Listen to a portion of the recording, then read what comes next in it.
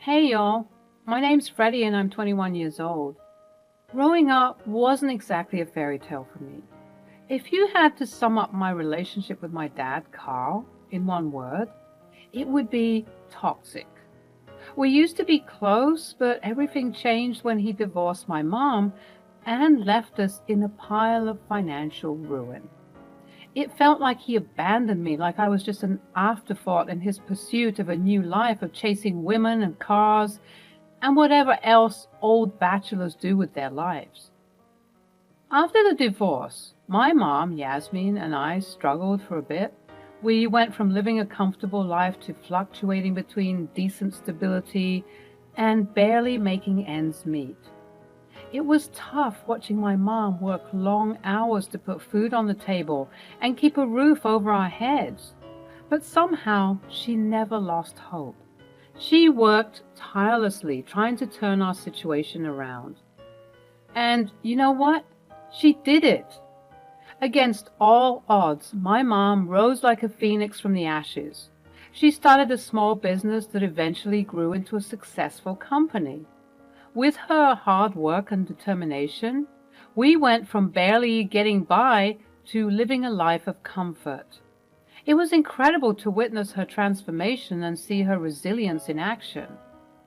But life had a cruel way of testing us. Just when things seemed to be falling into place, my mom fell ill. It hit us like a ton of bricks. The woman who had fought so hard to provide us was now battling a formidable enemy. It was a devastating blow, and it turned our lives upside down.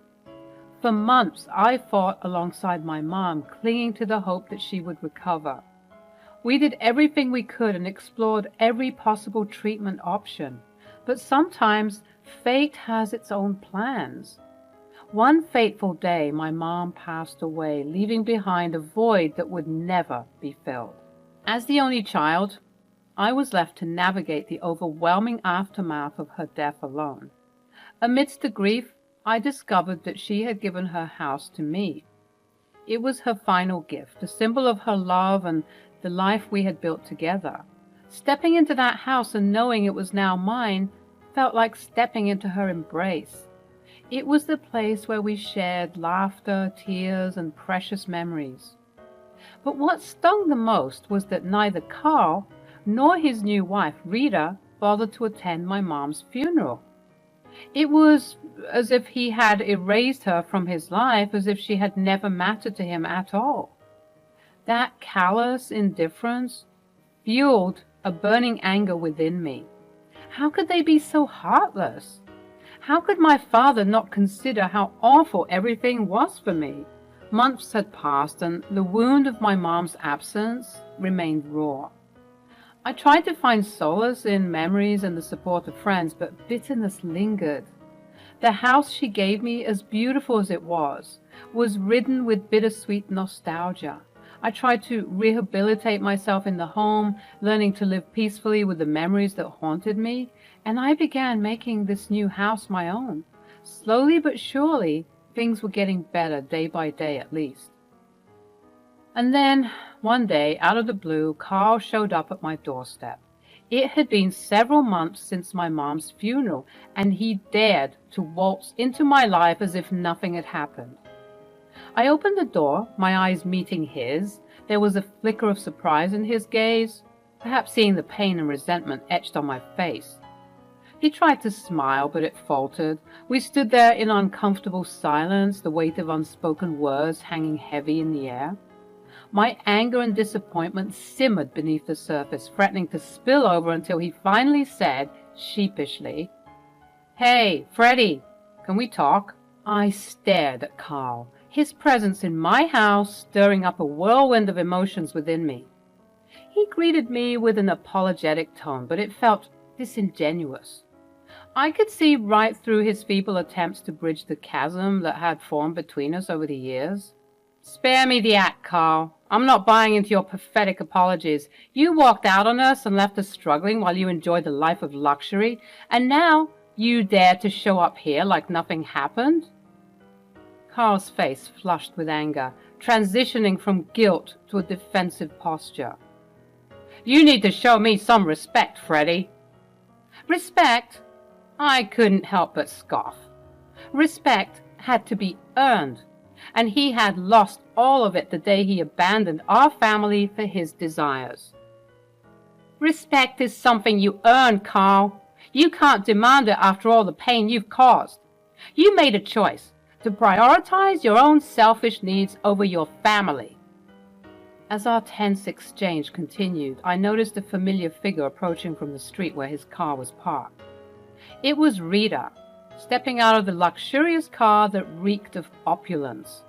Seeing her only fueled my resentment, reminding me of how my father consistently chose a life of extravagance over the well-being of his flesh and blood. She finally arrived at the doorstep, and I said, "And what brings you here, Rita?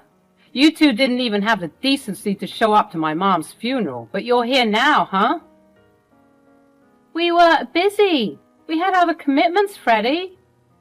Her feeble excuse only further infuriated me.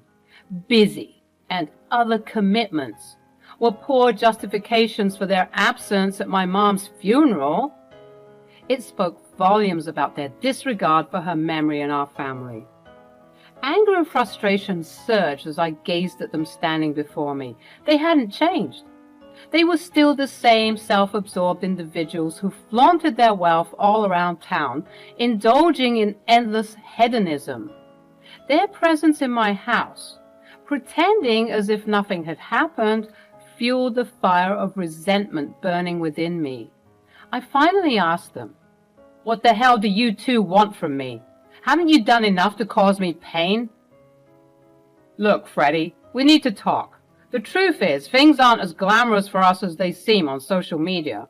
We're struggling, even to the point of selling that Aston Martin you see outside just to scrape together some money for something very important."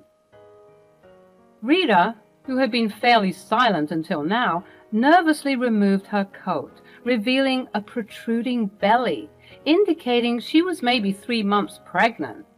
Shock coursed through me, mixed with the rage that had been building up. "Are you telling me that you impregnated someone young enough to be my sister? What kind of sick joke is this? You're way too old to be doing this type of irresponsible crap." Carl, now fighting back, unleashed a series of hurtful remarks, hitting below the belt. His words left me stunned, unable to comprehend how my father could be so callous. "You want to talk to me like I'm some stupid kid? You think I'm you? That's why I left you and your mom, because I couldn't stand to be around an idiot like yourself. You're worthless and hopeless and useless. I didn't do anything wrong or illegal, so shut your trap." Even Rita seemed to disapprove of the berating I received.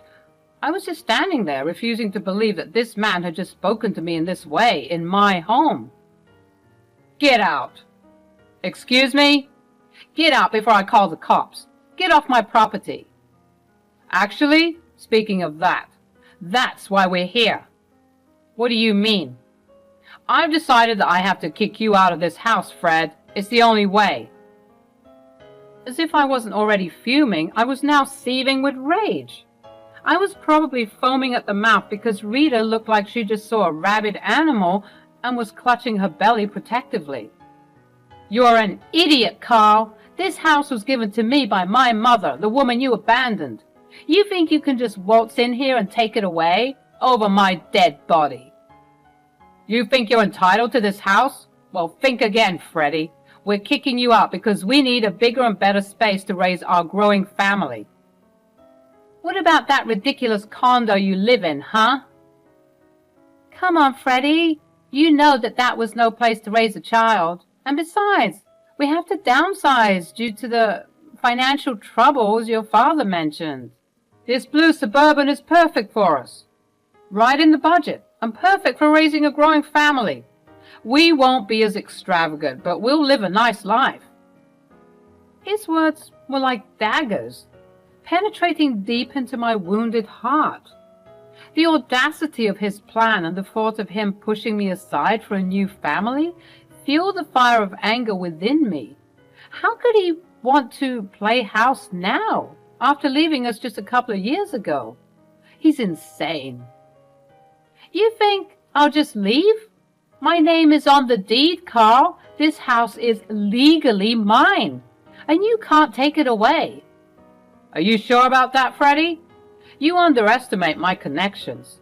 I happen to know that county clerk quite well. We play golf together, you know. A simple phone call and your name on that title deed could just magically disappear. The audacity of his threat sent a higher surge of anger coursing through my veins. How dare he use his connections to manipulate the system and rob me of what was rightfully mine? You're willing to stoop that low? To use your corrupt practices to steal this house from me? You're no better than a common criminal. My voice thundered, the force behind my words pushing them back, forcing them to confront the consequences of their actions. They stood there, momentarily taken aback by the sheer intensity of my anger. But as the realization of their defeat began to sink in, their demeanor shifted. Carl and Rita exchanged uneasy glances, their expressions revealing a flicker of fear. They knew they had underestimated my determination to protect what was mine and my mother's.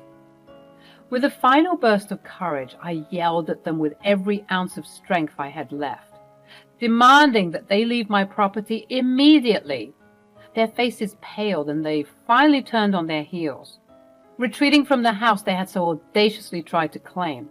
Even though he was fearful, Carl made it a point to continue to threaten me with all the ways he was going to ruin me. You're going to be sorry for not cooperating, Fred. I tried being nice, but I can see that you don't want that. Just wait, your day is coming. You'll be licking the bottom of people's shoes when I'm done with you. As the door slammed shut behind them, I was left standing there, my heart pounding in my chest, a mix of anger, frustration, and determination fueling my every breath. I knew that this battle was far from over. In the solitude that followed, a sense of frantic urgency settled over me. I was aware of the power and influence my father possessed and was far greater than my own. His connections and his desire to bend the rules posed a formidable threat to my dreams of holding on to this house. I understood the uphill battle I faced. It wasn't just a fight for a physical space, it was a battle against the injustices of a system that favored the privileged and the well-connected.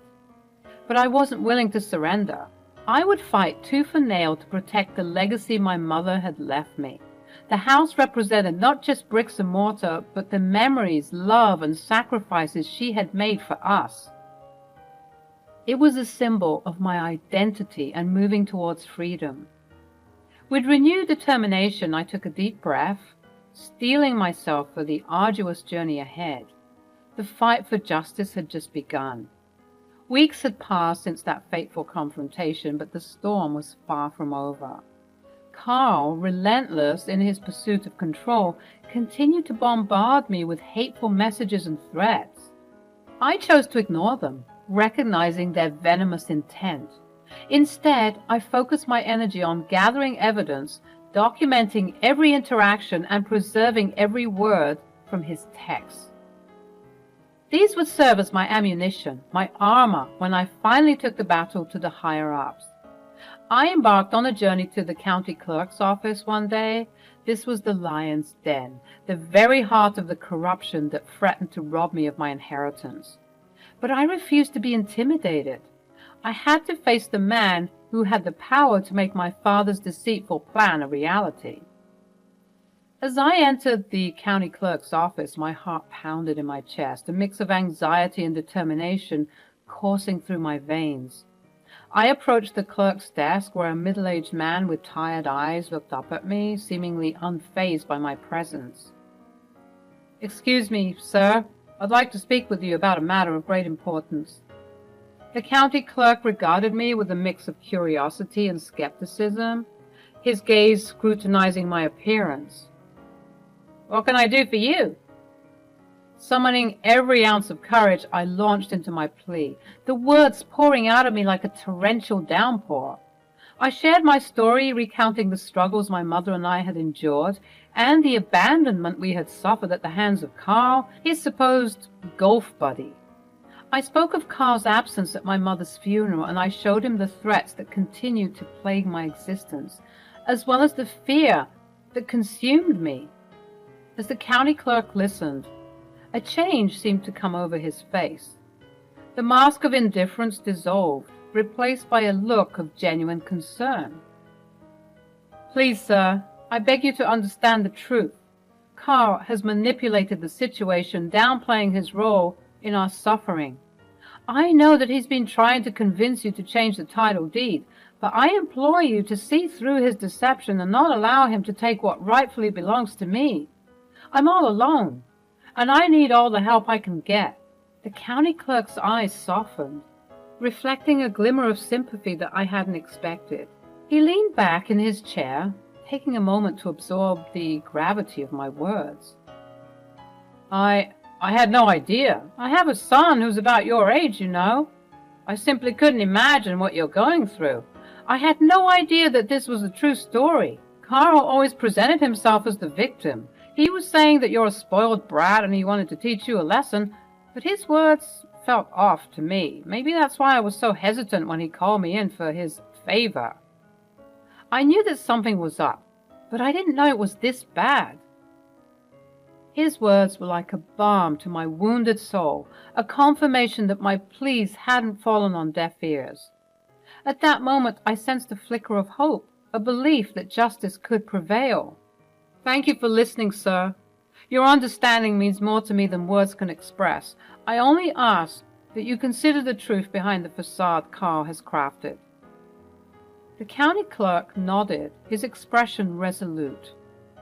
"Listen, I'll do what's right. I'm so sorry that all of this happened, but if I do this for you, you gotta ensure that you won't tell anyone about me considering changing the title deed as a favor for a friend. I like helping my friends out, and sometimes it isn't very legal. So if you tell anyone, be rest assured that I will find you and deal with you myself." I gulped, terrified by the man before me. "Honestly, sir, I could care less if you're not doing everything by the books. I just want to make sure that my house is mine, and it will forever remain mine, without my father's control or influence." "Then consider it done. I've heard your story, boy, and you seem to have gone through a lot. You won't even have to question the house's ownership again." Leaving the county clerk's office that day, a weight had been lifted from my shoulders.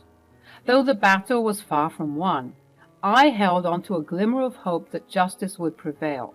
With the truth finally exposed, my chances of reclaiming what was rightfully mine grew stronger.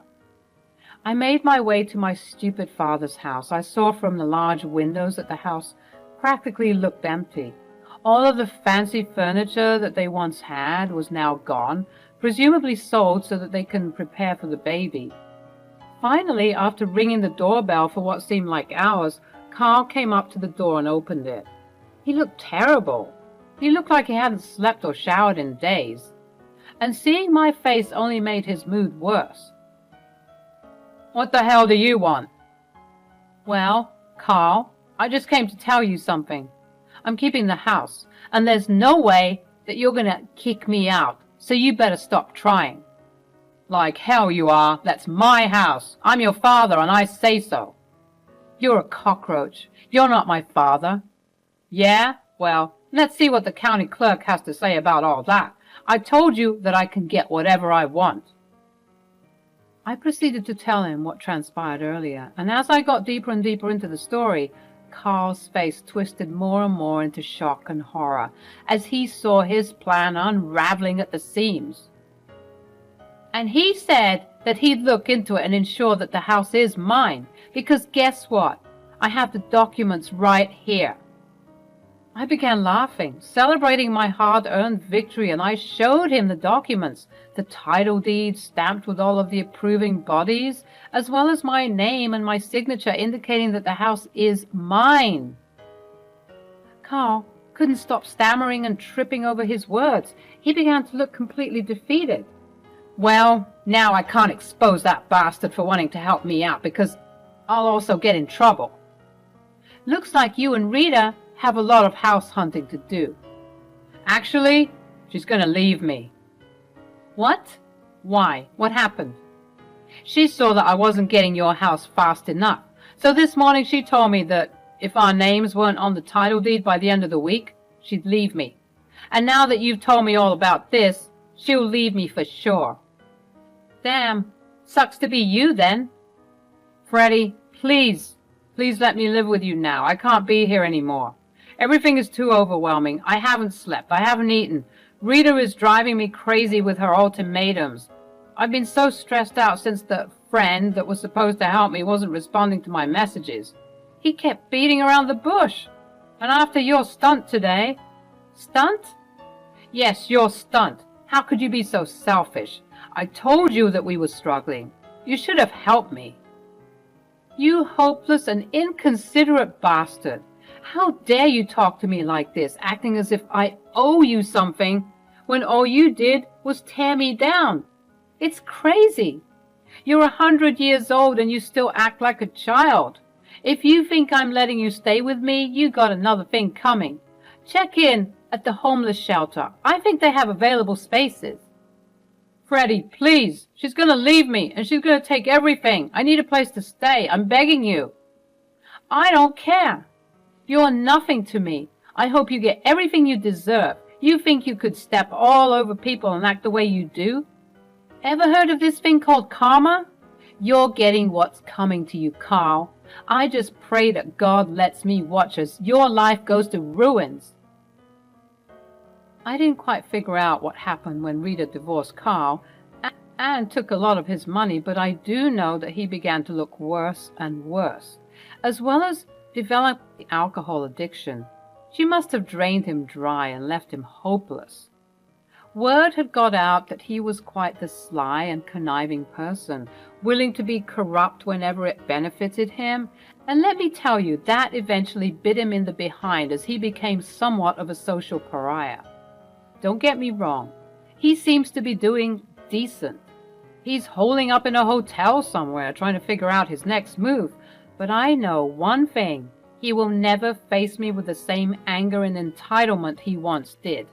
He knows I'm not a kid anymore, and I have some skin in the game. I'm willing to fight for anything that my mother left behind, and if he's stupid enough to try me again, I'll make sure that he'll always stay on the ground.